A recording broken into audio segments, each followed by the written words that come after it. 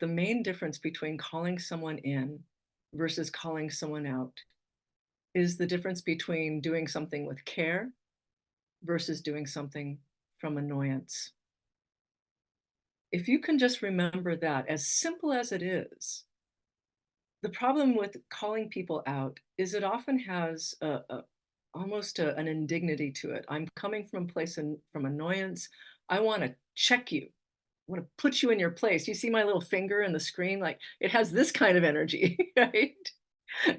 It's and that generally does not go well, as you know. It invites defensiveness, um, or shut down, or someone feeling like they're being attacked.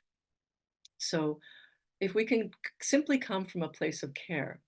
And when I think about beginning versus advanced NVC, right? When I was a beginner NVC, I was so obsessed with what are the words? What do I need to say? What are the right words? And I have learned through lots of experiences, I'm sure many of you have, the words mean so little. Well, they can help, obviously.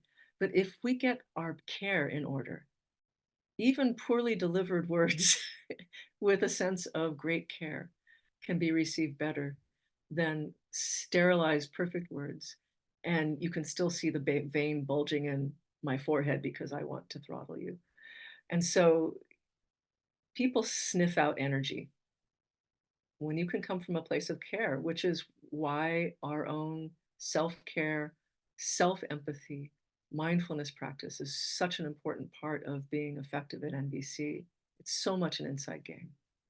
So here's the top 3 tips. Here you go. First of all, what we just said, check your intentions. Are you coming from care or annoyance? And this is a hard one for some people. This is around observations versus interpretations. Can you presume innocence or ignorance? I'm not going to be naive here. Yes, there are people in this world who are racist, right? There are people who actually are out about that.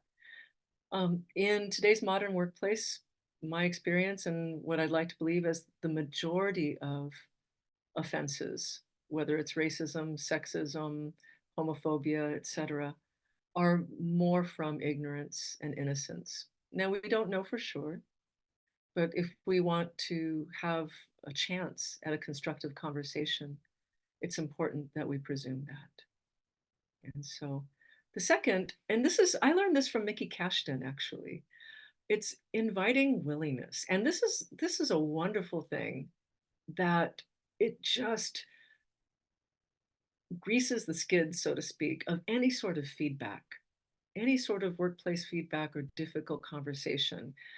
It's so much easier if you just invite someone into the conversation. Would you be willing to talk about something that happened at our last meeting? It could be something as simple as that. Or, hey, there's been something, kind of, I would love to get off my chest. Could we schedule a quiet time that we can talk about it? So just inviting someone in and so that they know, oh yeah, this is something serious and I'm being invited. And and I always ask people to put it as a request, even if you're in a place of authority. It might be tempted to say, hey, let's talk this afternoon, or giving people a chance to say no. Because if they say no, then there's a reason for it. The last hot tip is to start with an observation. Once you're in that room and you're talking, you know, you want to start with agreement. And as simple as it sounds, when we start with just a factual observation, you start with agreement because there's no way you can deny that, right? So if I say, hey, during our last meeting, or you could even couch it, it's like, hey, this might be hard for you to hear, but I noticed that you interrupted several women at the last meeting and you didn't interrupt a single man. And then that's when I would suggest you just pause. This is a shortcut to NVC. We don't always have to do observations, feelings, needs, and requests.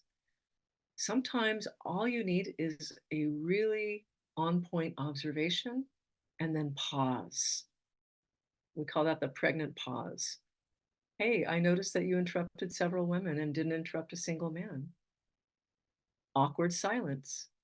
Let them fill that in. And in that case, usually they're like, "Oh my gosh, you know, I so regret that. Thank you for bringing it to my attention."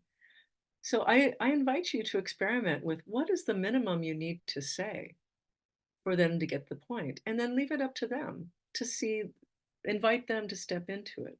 And then if they don't get it, then we can go more into the full nonviolent communication form, etc.